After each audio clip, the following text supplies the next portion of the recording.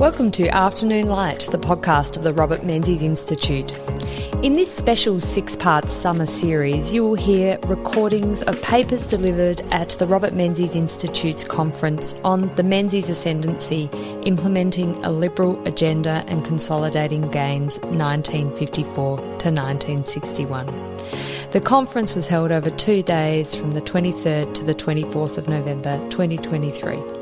In today's episode of the summer series, you will hear from leading Australian political journalist Paul Kelly, followed by historian and writer Anne Henderson on Menzies Evatt and the Labor split, and finally Professor Paul Strangio on the Labor split in Victoria, the bedrock of Menzies Ascendency. Distinguished guests, ladies and gentlemen, former ministers, members of the Menzies family, it's a privilege for me to deliver this opening address to the third annual conference of the Robert Menzies Institute. I thank Georgina for her welcome and for her leadership of the Institute. Unfortunately, I never met Robert Menzies, but starting work in the Prime Minister's Department in East Block in 1969, just 3 years after his retirement, I was regaled with Menzies stories about Scotch or cricket or his insistence on proper process. But I think my real link with Menzies was through his voice, that compelling voice coming through the radio, made for Parliament and for public speaking. Menzies belonged to a different age, but he had that eternal, indispensable quality for the successful politician. He knew how to persuade. He was the supreme orator. His voice attracted like a magnet. My friend, the late John Nethercutt, told me of a discussion he had with Sir Robert's biographer, Alan Martin. Martin had said to John, "You were the first person who told me I was doing important work rather than wasting my time on Menzies." The comment testifies to the intellectual torpor that long surrounded attitudes towards Menzies, notably from the Academy. Australia was transformed as a country between 1949 and 1966, the period of Menzies' second Prime Ministership. As John Howard said, Menzies' greatest legacy as a statesman was to lay the foundations of modern Australia. One reason critics have tried to ignore Menzies' story is because they dislike the modern Australia that he shaped. Menzies was the slayer of Labor dreams, and that has not been readily forgiven. Now, in my comments today, I want to make some broad observations about Menzies and then make some direct remarks about the period being reviewed, 54 to 61. In my view, debate about Menzies has been bedeviled by several factors.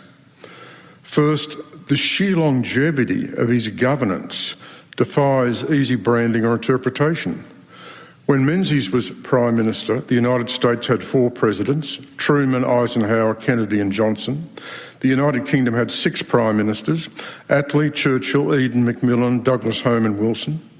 The length of the Menzies political era encompasses a series of shorter yet decisive political eras. Accordingly, there are many manifestations of Menzies: the champion of free enterprise against nationalisation, the anti-communist at home, the full employment high-growth specialist, the manufacturing industry protectionist, the Cold War pro-American warrior, the Queen's man, the messiah for the forgotten people, the education prime minister, the architect of the Vietnam commitment, and upholder of white Australia. The task of grappling with the full Menzies portrait has always been daunting, and historians and academics have struggled before it. I've always seen the Menzies Prime Ministership in 4 phases. The survival period, 49 to 54, with the 54 election being the decisive moment when his entire project was most threatened. The Menzies consolidation, 54 to 61, that saw his unrivalled command of the nation across 3 election victories.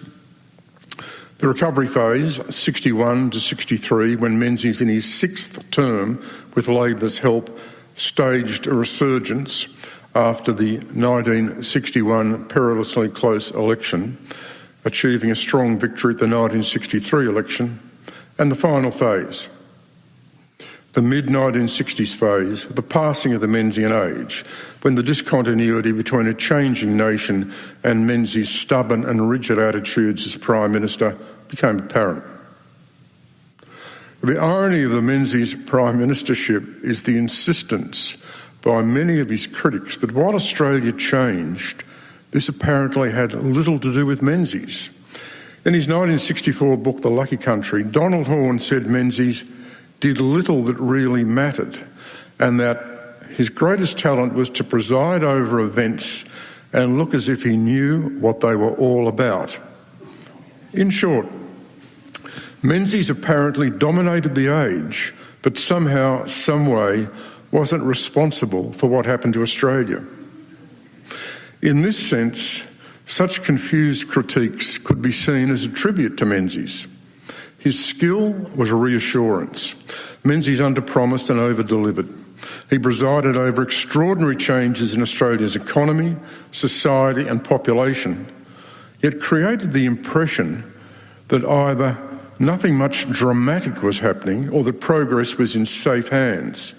A bit of both, I think. Menzies was an incrementalist, a proponent of managed change, a champion of continuity. Where Gough Whitlam exaggerated change to promote himself, Menzies downplayed change to keep the public assured. The upshot is that many critics fell into the ludicrous claim that nothing of importance really happened in Australia between 49 and 66. Other critics suggest Menzies' success is more about Labor weakness and the ALP split than Menzies' own skill. Yet a leader can only defeat the rivals he faces, and Menzies had the ascendancy over both H.V. Evatt and Arthur Calwell. It was the Labor veteran Clyde Cameron who famously said, "He looked like a PM, he behaved like a PM, and he had the presence of a PM." How many PMs since Menzies could justify that description? Some, but not too many. The ALP split became pivotal to the extent of Menzies' dominance, but I believe Menzies would have won in 55 and 58 even without the split. He still had Dr. Evatt, and I think Evatt never recovered from the Petroff Royal Commission and his 1954 defeat. The 1961 election was different. The DLP saved Menzies at this election. That is, without the split, Menzies would have lost in 61 and his prime ministership would have been 11 years or 5 terms. Menzies overall was assisted by luck, notably the emergence of the DLP, but he also made his own luck. Witness his path-breaking support for state aid before the 63 election. The bottom line assessment remains: you can only be judged against your opponents at the time. In the aftermath of his retirement, Menzies suffered because of the cult of the 1960s. Its mission was to denigrate the 1950s as a time of boredom and reaction. The 1960s cult was driven by cultural and social change enshrined as progress. The swinging 60s of the Beatles, abandonment of personal inhibition, campaigns for political rights and massive government interventions typecast the 50s as holding back the tide of progress. In her 1963 book, The Feminine Mystique, Betty Friedan claimed the suburbs were burying women alive. In America, the Kennedy glamour mocked the Eisenhower passivity. In Australia, the Coalition, anxious to consign the Menzies age to history almost as soon as Menzies left. We saw Harold Holt casting himself as a more modern Liberal, and then John Gorton trying to market himself as a change agent. Recent decades, however, have seen a more realistic interpretation of the 1950s.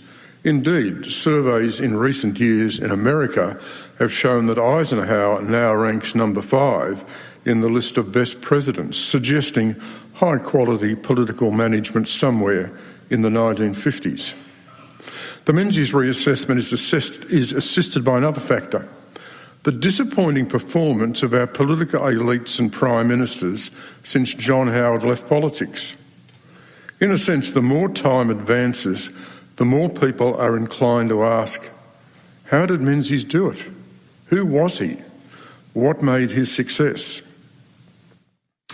The keys, I believe, to Menzies' success were his sustained intellectual philosophy of liberalism, his policy and political judgment, his leadership of the party, preserving internal unity, and his persuasion with the public.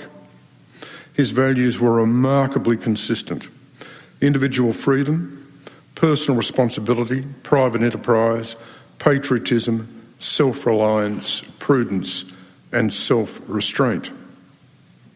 Writing of Menzies, Sir John Bunting said, he was, without any doubt, the boss. Menzies slept well. He could dismiss the day and get untroubled sleep. He was able to manage pressure. He knew at a deep level how the system worked: the executive, the parliament, the public service. He reflected and learnt from the mistakes of his initial leadership. Bunting said, Menzies always seemed to know what the core of a matter was.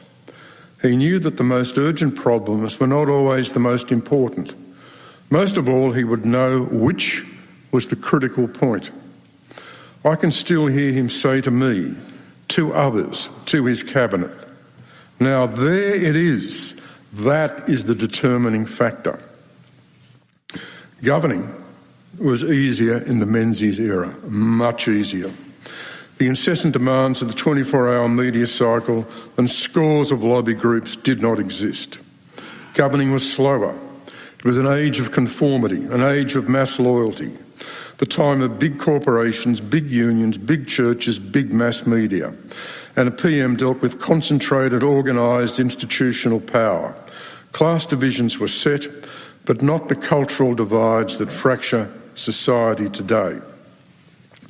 Menzies governed before the fax machine, colour television, talkback radio, morning television, the mobile phone and social media.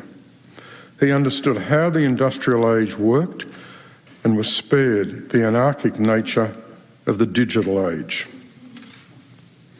Looking at the three terms from 54 to 61, it was a time of extraordinary Menzian ascendancy. I see this period as shaped by three pervasive themes: the construction of Australia's middle-class prosperity, the promotion in the widest sense of Australia's national development, and the entrenchment at home and abroad of an anti-communist foreign and security policy and promotion of defence via great and powerful friends. These themes under Menzies became the Liberal Party's ideological DNA. They became the meaning of the party, and they remain to this day. John Howard likes telling the story of how Alan Greenspan told him at their first meeting, Australia has the biggest middle class in the world. Greenspan didn't know that this was the ultimate tribute to Menzies. Menzies' initial victory in 1949 was for free enterprise against nationalisation. And it's tempting, given the Attlee legacy in Britain, to see the 49 election as the most enduring in our history. It's when people voted for free enterprise over socialism. But the point is, Menzies had to deliver on the economy. And he did in the 1950s. He benefited from the long post-war boom, and Australia's results were remarkable. Over 15 years from 1950, annual GDP growth was above 4%. Average per capita income growth was 2%. Figures to make the current generation weep. Inflation was low. Unemployment averaged below 2%. There was prosperity, and it was widely spread. Home ownership during the Menzian age rose from just above 50% to just under 70%. It was the Keynesian age, or in Australia, the age of fine-tuning of the economy. Economic growth was driven by domestic demand, high immigration and capital inflow. Manufacturing expanded behind high tariffs, A highly centralised industrial relations system with union membership of the workforce at above 60% did the job. Real wage gains, no wage breakouts. The economic technocrats of the Menzies age delivered. Their record growth was impressive, but their model was mired in deepening inefficiencies that would erupt in the 1970s and 80s. As Ergas and Pincus argue, most Australian economists at the time were supportive of the economic model. The notion of a reform age, as we talk about today, didn't exist. Why would it?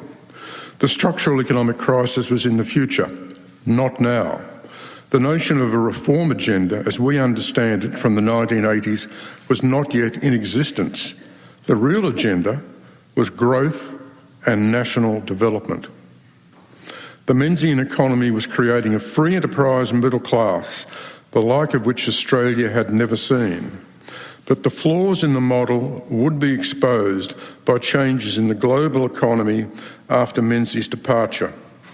The great victim, ironically, was Gough Whitlam in his epic 1972 Big Government Promises, which assumed a continuation of the Menzies growth model. The second theme I identify is national development. When I arrived in Canberra, this idea was everywhere. From the minerals boom to Japan trade to expanding higher education to Australia's extraordinary high immigration program. Menzies championed much of the Chifley government initiatives, the Snowy Mountain Scheme, expanding manufacturing industry and increasing Australia's population. In 20 years, Australia accepted more than 2 million migrants.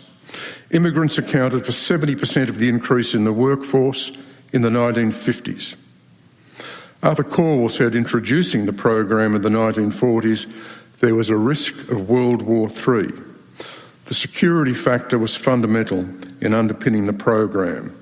Menzies, British to his boot heels, pursued the search for migrants far beyond Britain, creating the conditions for a transformed Australia, eventually a multicultural Australia of a dimension I doubt he would have approved. In 1957, Menzies accepted the Murray Report on the expansion of university education in Australia. The Commonwealth would begin to move to establish responsibility and funding for its university sector. Menzies got there, initially reluctant, not as a visionary reformer, but as a practical man. He didn't believe there were votes in it, but felt it was the right step for a growing nation. His view of universities was idealistic, probably naive, influenced by Oxbridge, but an expression of his liberalism and his conviction that education was the path to individual fulfilment and strengthening Australia's democracy and capability. The surge into universities over the next 15 years was extraordinary in transforming Australia's professional class, though I suspect Menzies would have reservations if he looked at the university model we see today. And finally, the third theme I identify in the period of consolidation is national security. Menzies governed during the Cold War, the nuclear age, the contest between communism and democracy, the legacy of the 1949 Chinese Revolution, the fear of communism in Asia, and the Korean War. He was a foreign policy realist. His outlook was shaped by World War II, and his method was to seek closer ties with the US and UK in an agenda of forward defence in the region. The ANZUS Treaty was negotiated.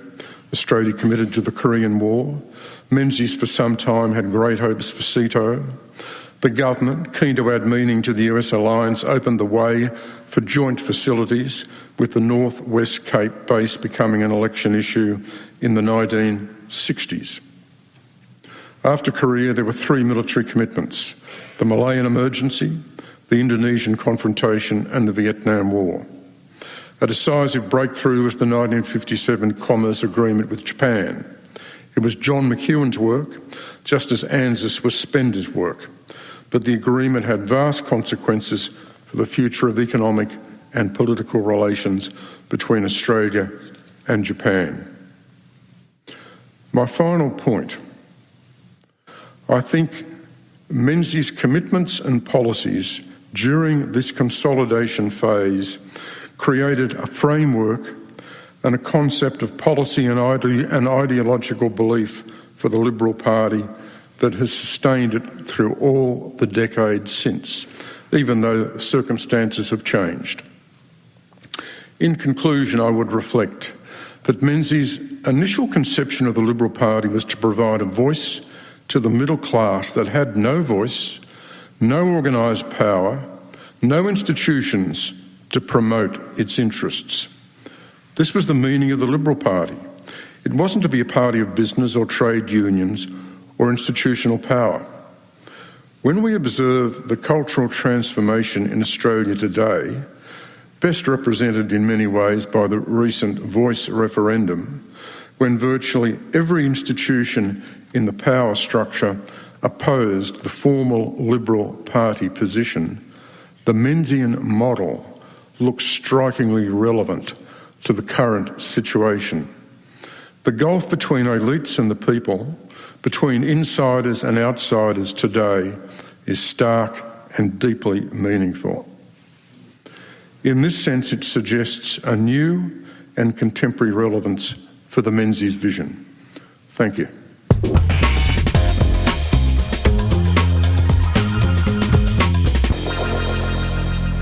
It's a real pleasure to be here for this third conference discussing Menzies and his influence on Australian politics. It's a unique start for a conference on something like Robert Menzies to start with his opposition. We're starting with the Labor Party in a sense. But my view is that the split in the Labor Party had a lot to do with Menzies. And it's been covered over by myths that the Labor Party has created over time. The great Labor Party split, I still believe, had a lot to do with the reason or the fact that Menzies was such a long-serving Prime Minister of Australia.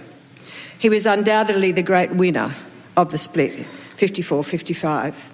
He was by no means an innocent bystander. Matched with his rival, Labor leader Bert Evatt, he was a significant factor in the bitter divide that saw Labor in opposition federally for 23 years. The emphasis that has been placed on B.A. Santa Maria and his movement in the split has been exaggerated. It stems from decades of Labor historians accepting the line pushed by Evatt at the time and articulated by Canberra journalist Alan Reid in collaboration with Evatt, who wrote of Santa Maria as Svengali-like in the shadows, pulling the strings. This interpretation of the might of Santa Maria at the time, leaning heavily on sectarian suspicions of Catholics within Labor, owes much to the ignorance of how great Santa Maria's actual influence then was. Whatever his influence among anti-communist and mostly Catholic unionists and others, Santa Maria was a little-known political force in 1954-55. The movement was certainly one player in the split, but by no means the cause of it. In fact, Bill Barry, who led the group of Victorian Labor MPs to cross the floor in the Victorian Parliament to bring down the Cain Labor government in April 1955, was not even a member of Santa Maria's movement. And according to Barry himself and Frank McManus, then Labor's Victorian Assistant Secretary and later a DLP Senator, Barry had never met Santa Maria. It was only later, as anti-communist Labor became the Democratic Labor Party, anti-communist Labor for a while before that, and after 1957 the Queensland Labor Party, and remember 1957 it was late the split in Queensland, that's important, that Santa Maria came to public prominence and real influence. The NCC became the underbelly, a bit like the Australian women's group in the days of Lyons and others, the underbelly of those breakaway parties with anti-communist DLP and after 57 Queensland Labor Party preferences at elections in 55, 58 and 61 flowing to Robert Menzies' coalition. And as Paul has said, in the very close 1965-61 federal election after the credit squeeze, and to some extent Menzies' complacency that it was so easy to win with the split Labor Party. Queensland Labor Party preferences saved Jim Killen, and if they hadn't, Menzies would have had a hung parliament. So, in my view, and I think the history shows it, the split made Santa Maria as much as it made Menzies. To fully understand the Labor split of 54-55, we need to look back at the Menzies-Evatt contest, which had endured for the best part of a decade by 1954. Their personal rivalry went back to Evatt's leaving the High Court to stand for Labor at the 1940 election, federal election. Evatt saw himself right then as a possible Labor Prime Minister. He saw it from the moment he entered Parliament, and he played all sorts of games to try and destabilise things or to get himself in a position where he could become the Labor leader. But Evatt would have his ambitions curtailed by the success of John Curtin and Ben Chifley as Prime Ministers through the following decade. Menzies and Evatt faced each other directly in a number of stoushes, significant contests from 1947. There was the Battle of the Banks, the 1951 campaign to ban the Communist Party of Australia, the federal election in 1954, which Evatt was certain he was going to win, and the Petrov Royal Commission after the election of 1954 into subversive activities involving the Soviet embassy in Canberra and various Australian operatives, some of whom, 3, were linked to Evatt's office. In these big bouts, Menzies would lose to Evatt in just one. The 1951 referendum was narrowly lost, led by Menzies, to Evatt's campaign for no. And it is unusual that it was so narrowly lost. Referendums usually go quite differently. But from then on, Menzies' conviction that Australia faced a world endangered by the spread of communism in Europe and Asia, and his determination to call it out, even before 54, was instrumental in playing Evatt at his weakest points. In the end, it was Menzies who destroyed Evatt's ability to lead and unite Labor. As Menzies told Canberra journalist Frank Chamberlain just before the 1954 election, Dr. Evatt is not a great Australian. He's a great man for Evatt. He's not interested in power for Australia. He's interested in power for Evatt. I would leave politics this 1954, but for Dr. Evatt. He's a menace to Australia and he must be kept out of office by hook or by crook. The rivalry between Menzies and Evatt was clear to their contemporaries, who noted over the years their parallel lives and intense competition, even their lack of regard for each other. After Menzies' resignation as Prime Minister in 1941, Evatt's trajectory was in ascendance. As Australia's Attorney-General, he gained world attention helping to set up the United Nations, something he was eternally proud of. Then, Evatt's failure before both the High Court and the Privy Council in the Chifley government's bank nationalisation case, followed by Menzies' Liberal Party win at the federal election of 1949, saw Evatt face his first real defeat in what had been a career of brilliant prizes. Menzies now became ascendant. As Evatt saw it, Menzies had stolen this brilliant boy's golden future. But Evatt remained in politics, and eventually, as new Labor leader after Ben Chifley's death in June 1951, his second chance at the greatest political prize came. Now, the move by Menzies to ban the Communist Party of Australia was made in the growing tension of the Cold War. Menzies' visit to Britain in 1948, at the height of the Berlin blockade, had sharpened his view that the greatest danger to world peace was the growth of communism. Evatt, meanwhile, showed a more complacent attitude. He saw the United Nations and diplomacy as the way to peace, and seemingly to regard the Soviet Union as a reliable negotiator. The clash between Evatt and Menzies in the House of Representatives in February 1949 showed clearly the gap in the two men's perspectives. Evatt's constant push for dialogue through the United Nations to conciliate the Soviet Union was a stance that Menzies belittled as useless posturing in the face of danger.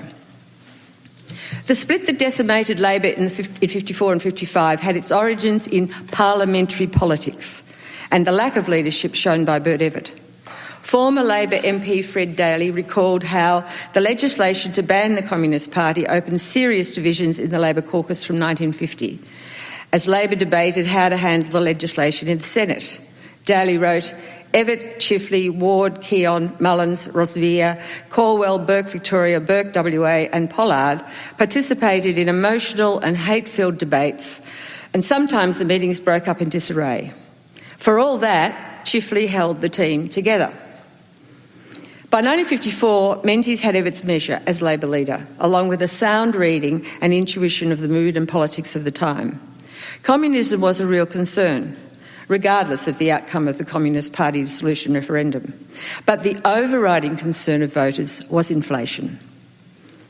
As he brought down his horror, as it was called, budget of 1951, Treasurer Artie Fadden said he made no apology for the increase in taxes, as inflation was a whirlwind sucking up income and jobs. And it worked.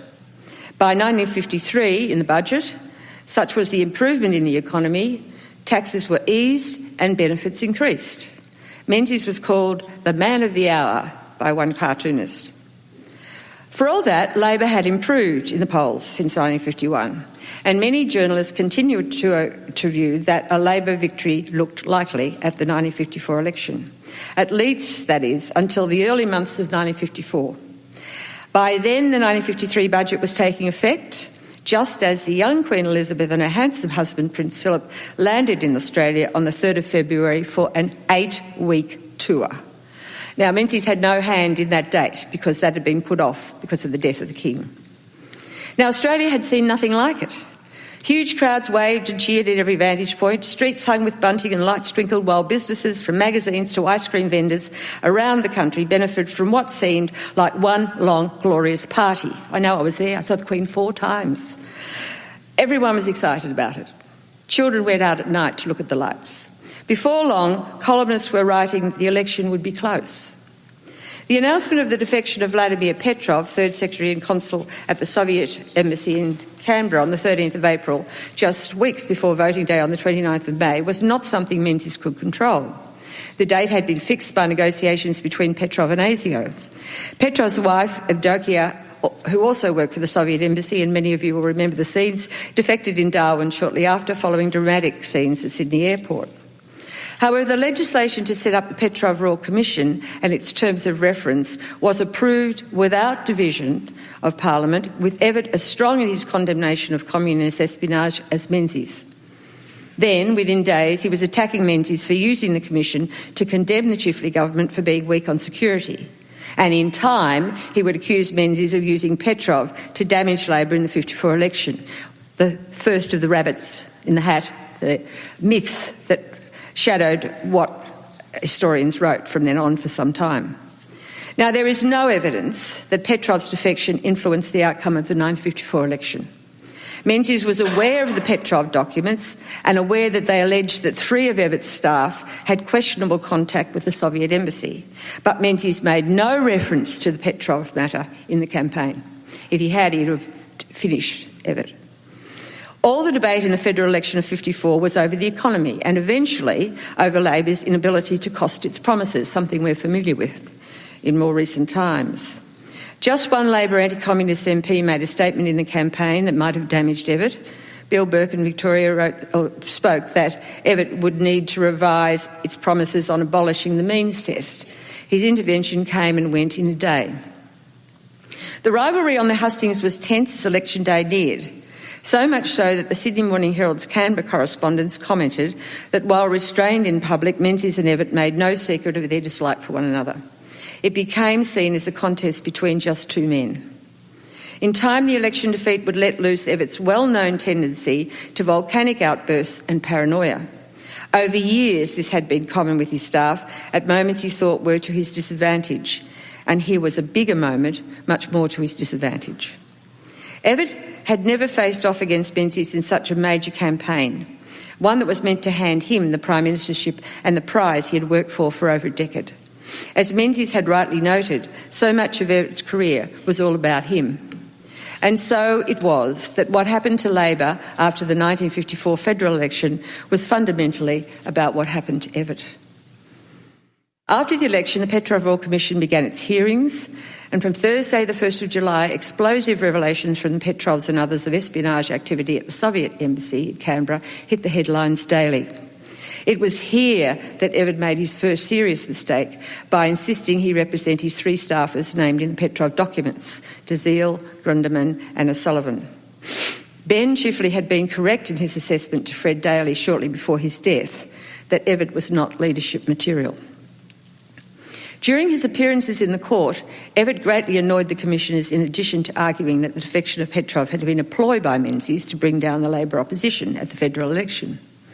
The accusation would absorb Labor supporters for decades and create myths that took years to disprove. It also showed that Evatt was preoccupied with absolving himself from blame for the election defeat and passing that blame on to Menzies, something he'd done on his staff for years. Evatt spent most of August away from Parliament, appearing before the Commission. His obsession with the Commission continued into September. Patience in caucus wore thin, and by the 8th of September, press reports of disorder in caucus were followed by an Adelaide News article headed, "Is Dr Evatt facing a nervous breakdown?" By the 16th of September, it was open war between the Commissioners and Evatt, with the Commissioners refusing to allow Evatt to appear before them. Parliamentary Labor felt leaderless and without a strategy. Menzies stood atop a diminishing opponent, which he would do for the next 2 elections since Labor was unable to get rid of Evatt. And especially at this time that Arthur Calwell, who may have been able to unite the party and while siding with the Labor anti-communists in caucus, showed no inclination to challenge Evatt. In time, debates in the House would show a dominant Menzies facing a dysfunctional Evatt, which, as Paul has pointed out, was probably as much a reason why he couldn't win an election. On the 5th of October 1954, something snapped in Evatt. He released a press statement exploding into headlines the following day. He accused members outside the parliamentary wing in Victoria of acting with increasing disloyalty, enough to bring the matter before the federal executive of the party. He claimed this was a factor that told heavily against us in Victoria in the 1954 federal election. Now, he didn't mention any names. He didn't mention Santa Maria, but he did mention Santa Maria's News Weekly. And the message was clear that Santa Maria's movement, according to Evatt, had lost Labor the 1954 federal election, another of the myths that Labor historians continued for decades. The scapegoating that would explode in a split had started. At the caucus meeting on the 13th of October, as many have recorded, inflamed emotions took over. On a vote for the leadership, a minority voted against Evatt, and ended with Evatt standing on a table shouting, "Take down their names." Fred Daly recorded as manic Evatt, writing, "It was Evatt and Ward at their hating best." He added that the two seemed to be enjoying it. What Evatt unleashed that day turned into a dictatorial purge of the party, the sort of authoritarian use of power that Evatt had condemned in his campaign against the Communist Dissolution Bill. It was an act of self-destruction, not easily understood in today's politics.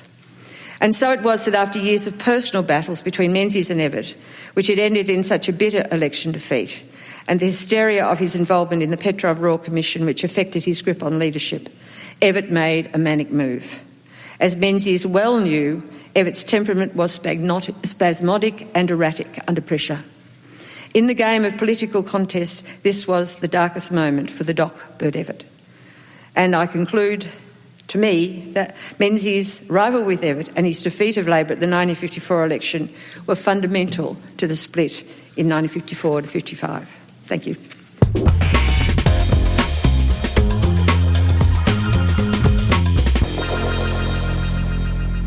Thank you to Georgina and Zach for organising this event and facilitating me being here today. I'm very delighted to be here. Killen, you are magnificent.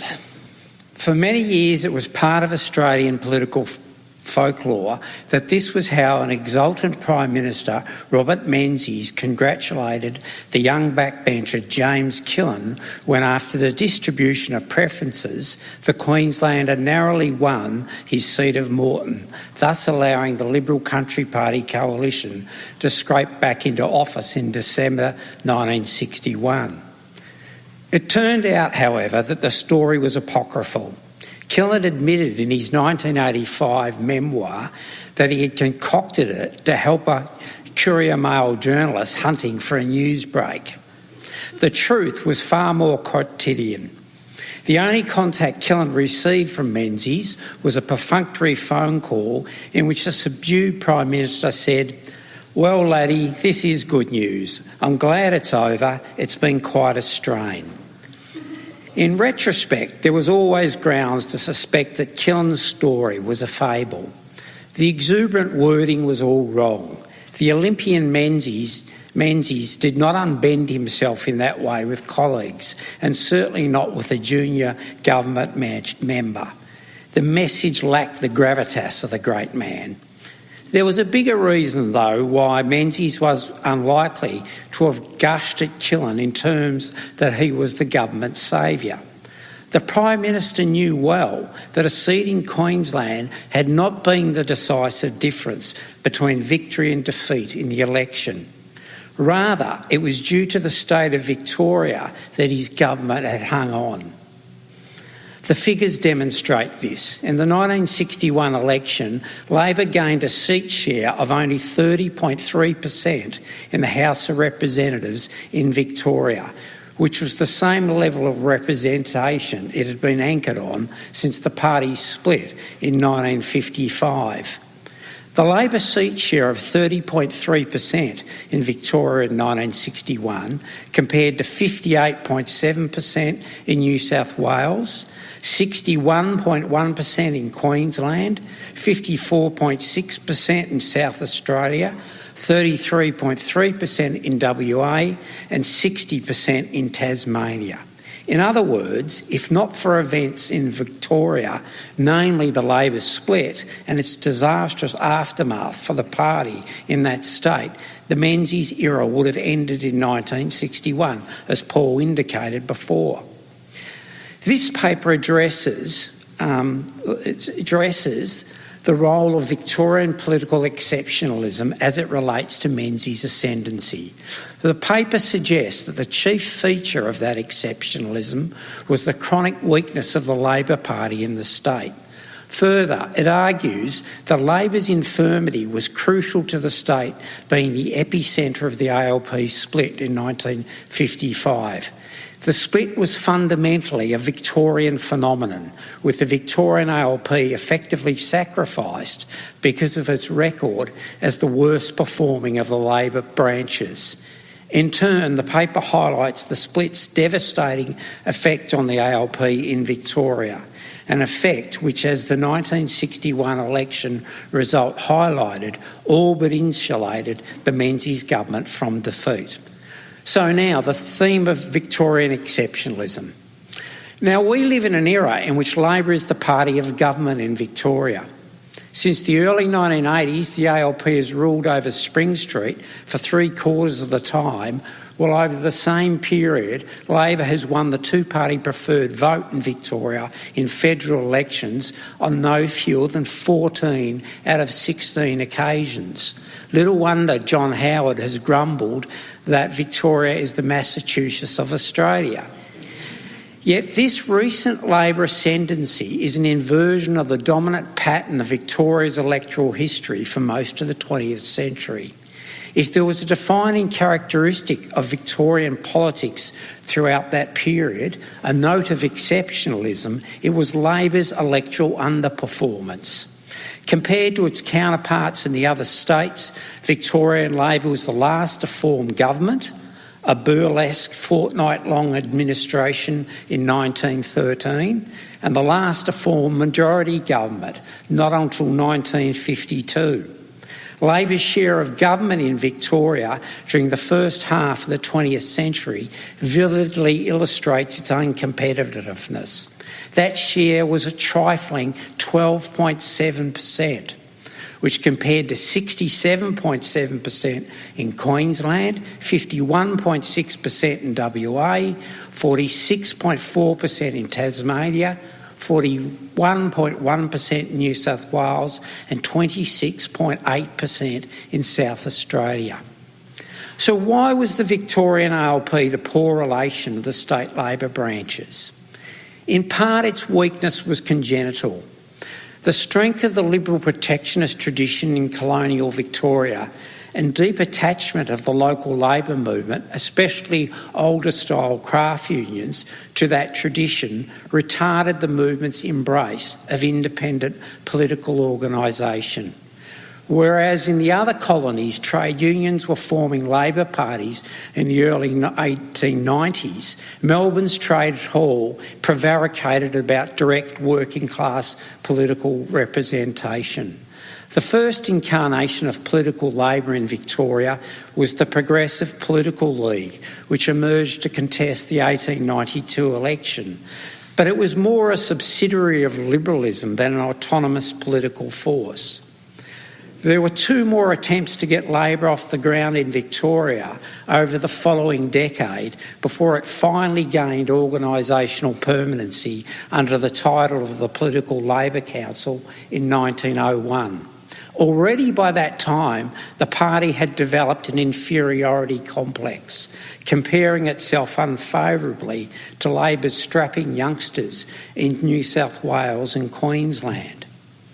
Another serious and enduring handicap for Labor stemmed from Victoria's economic geography.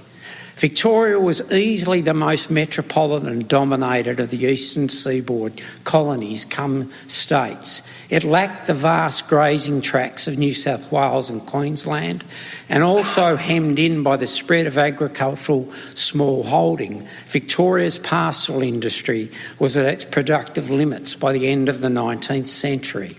Similarly, gold mining was declining as an employer, and unlike New South Wales, Victoria lacked workable black coal. The result was a chiefly urban-based constituency for Labor, which was markedly different to the situations in New South Wales and Queensland, where Australia's pastoral industry was concentrated and where the early Labor parties were strongly rooted in the mobilisation of shearers and small farmers. In Victoria, by way of contrast, Labor's principal constituency was industrial workers in a ring of inner Melbourne suburbs, supplemented by limited bases of support in regional centres in Ballarat, Bendigo, Geelong and some of the larger towns in Gippsland. In short, Victorian Labor was predominantly an enclave party of industrial Melbourne. This presented a special problem for the party because of the severe malapportionment of the state's electoral system, a situation that, distant from government, it was helpless to correct. Although the weighting of rural seats was not unique to Victoria, that malapportionment had grown to extreme levels by the early 20th century. This biased, heavily penalised Labor because so much of its vote was bottled up in Melbourne's industrial suburbs. To put it another way, the party's support was sequestered in the wrong place, greatly diminishing its prospect of winning government in the state. Now, being locked out of power had detrimental consequences for Victorian Labor, consequences that further hindered its chances of becoming a party of government. Because of the parliamentary party's remoteness from office, it won little prestige and remained mostly under tight control by Melbourne Trades Hall. The industrialists were in turn equivocal about the value of parliamentary action for the reason that it delivered so little to them. Another consequence of Labor's lack of experience of executive government was that the party had a more oppositional and radical culture than its state counterparts. It developed a consoling but self-defeating mindset of finding vindication in righteous defeat. During World War I, it was the hub of the anti-conscription movement and intractable in its determination to punish anyone who strayed from that cause. Out of office at that time, unlike the New South Wales branch, it avoided a serious split. Though in minority government during the Great Depression crisis, the hemorrhaging was also largely contained, with only its leader, Ned Hogan, and 3 other renegades expelled, which was in sharp contrast to the devastating carnage in New South Wales. The dodging of a major schism on these 2 occasions was to have disastrous effects in the mid-1950s. So now, turning to why Victoria is the epicentre of the split of the 1950s. The party splintered elsewhere, but with a different character, intensity and scale to the Victorian cataclysm, those schisms were relative sideshows. Now, there are at least two factors at play in making Victoria the focus of the 1950s split. The first, which I'll only fleetingly refer to, was the distinctive nature of the Catholic anti-communist mobilisation in Victoria. Formed at a small gathering at B.A. Santa Maria's Melbourne home in August 1941, the Catholic anti-communist movement was uniquely aggressive and doctrinaire in Victoria. As fountainhead of the movement's ideology, Santa Maria's leadership was a chief reason for that zeal. The second major factor why the split centred in Victoria was Labor's arrested development in the state. As I've explained, Victorian Labor was a creature of the Melbourne's Trades Hall, a party that lacked a governing culture and which has sustained itself through its long fallow years by ritual incantations about its purity. Ironically, at the very point of escalating factional tensions within the party due to the activities of anti-communist Catholic militants, Labor in Victoria achieved a major breakthrough in 1952 when, under the leadership of John Cain Sr., for the first time in its history, it won majority government in the state, and achieved it largely due to the chaotic condition of the non-Labor side of politics. Now, the Cain government of 52-55 was legislatively productive, but it was bedevilled by industrial disputation. There was a reflection of intensifying antagonism between the Labor movement's industrial and political wings, which was another cause of the party schism of 1955. Put simply, Trades Hall, which, as I have said, was at best ambivalent about parliamentarism, declared war on the Cain government. What the historian of the Labor Party split, Robert Murray, has described as industrial wing messianism was embodied by the ageing Secretary of Trades Hall, Vic Stout. Ross Fitzgerald has correctly summed up the ancestry of the madness that drove Stout and his trade hall allies on in the mid-1950s.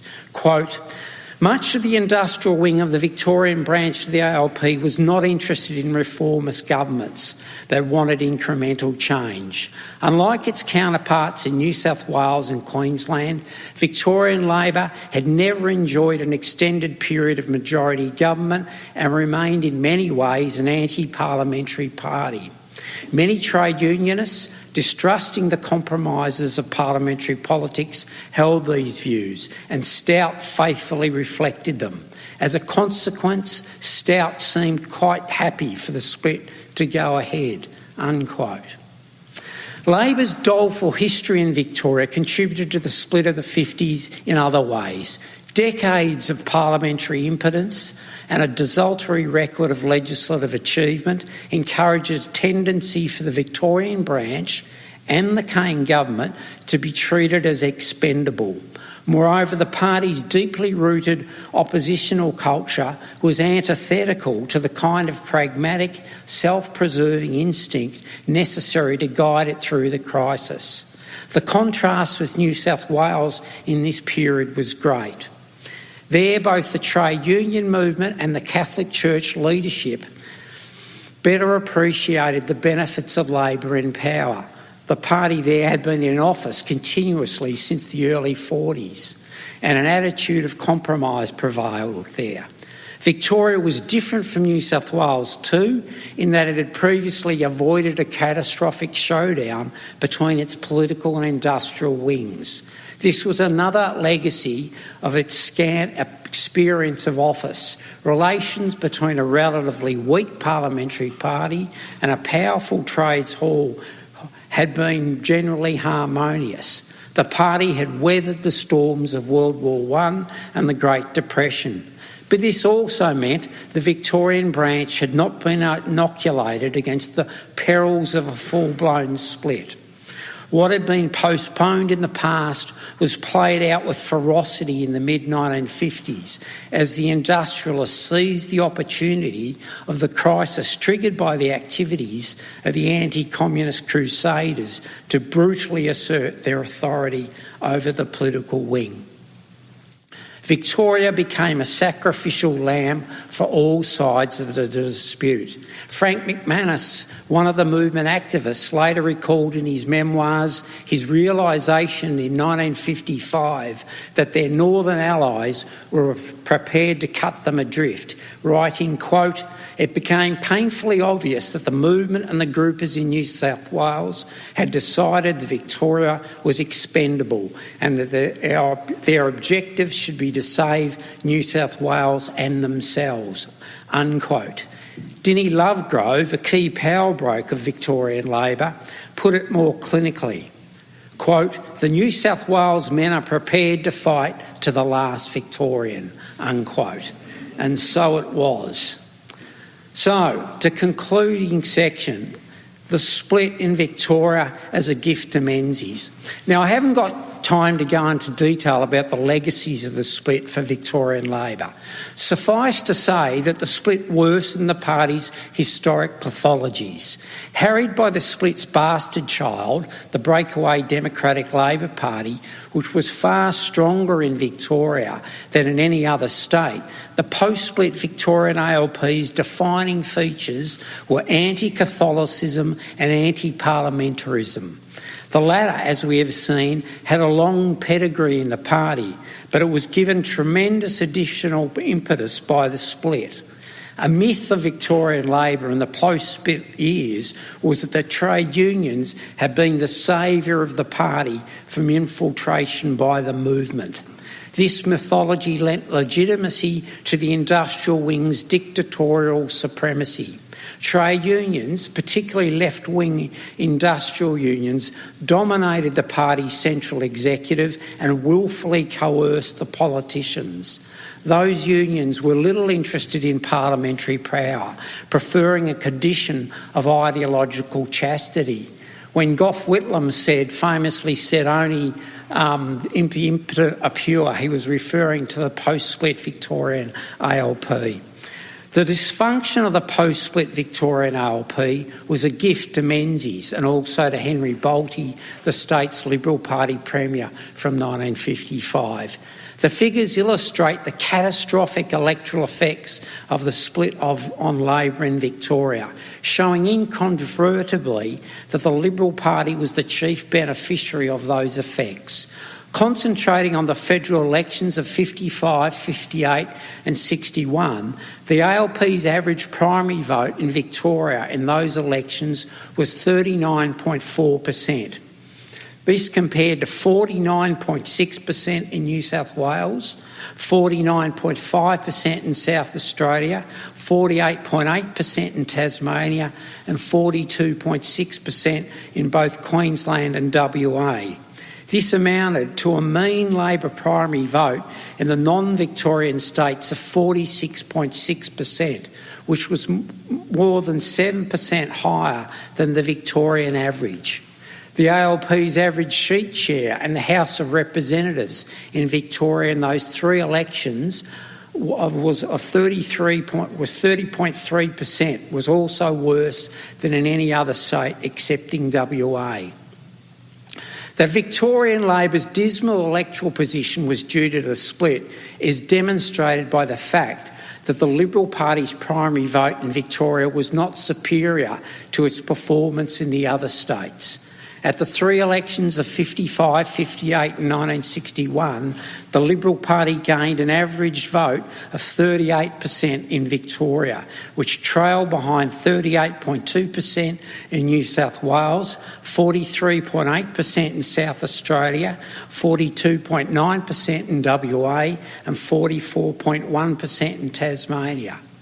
That its position was unassailable in Victoria was directly due to the watertight preferences it received from the Democratic Labor Party and its forerunner, the anti-communist Labor Party. The DLP averaged a primary vote of 15.2% in Victoria in the 3 federal elections of 55, 58 and 61. This was far above its support in any of the other states, with its mean vote in the non-Victorian states just 7%, or less than half its level in Victoria.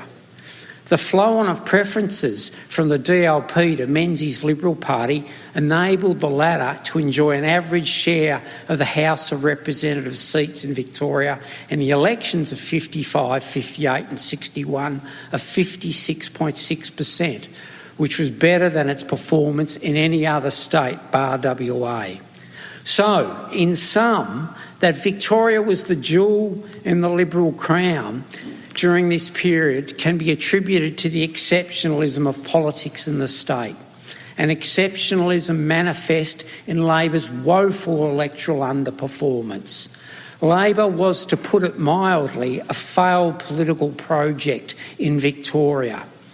This was, as I have shown, a peculiarity with a long history, but which had been further entrenched by the 1955 split.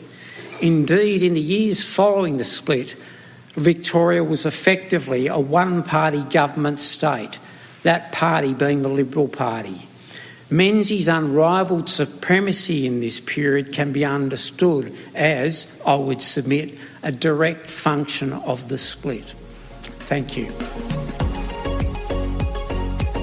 That's it for this week's episode of Afternoon Light, the podcast of the Robert Menzies Institute. Please make sure to subscribe and catch up on our latest online content on our website or on Twitter, LinkedIn or Facebook.